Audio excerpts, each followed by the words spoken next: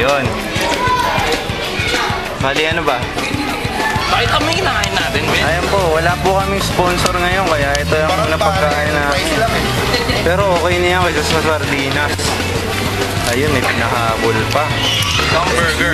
Burger na sa TV. Nga, ayun. Okay. Hindi ako nakaano ngayon eh. Quarter pound. Bali ang agenda natin for today, kakain muna, sasakay ng bus, tapos magpa-practice ng mga 5 to 6. Tapos Aguinaldo Shrine. Oo, Aguinaldo Shrine daw.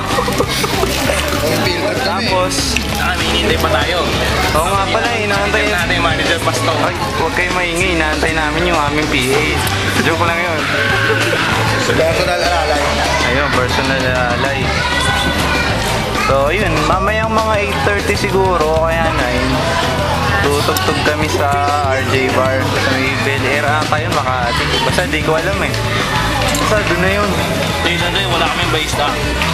Ayun, wala kaming barista eh. May sakit. Ano ba sakit nun? Tulo, men. Di ba sakit sa utak? Utak na yun. Sa Tingnan mo yan, utak. Ayun. Pinsan pala. Family values pa, men. So yun, mamaya update na lang ulit. Ayan po mga kaibigan, nakikita po ninyo si ate, may ka-eyeball yan. Ayan po mga kaibigan, nakikita niyo po si ate. Tignan po ninyo, di ba? Kita pa lang, ulam na, wag lang kayo titingin sa mukha. Okay, update. Putang ina mo. Ayun pa mga kaibigan. Nakita po ninyo yung ka-eyeball. Okay. Wala yun. Umati ka pong bakbakan to mamaya. Okay. Ayos talaga experience natin dito sa McDo. Thank you nga pala kay Ronald. The legendary Pek Shorts. Oo nga eh, mga legendary. Tama yun. Uy, Dre, may papasok sa ating ano. Ano mo na may mga papasok na ano? Ayun, sino ba yun? Tanghaling-tanghali, kung kailan mainit, lalo nag-iinit.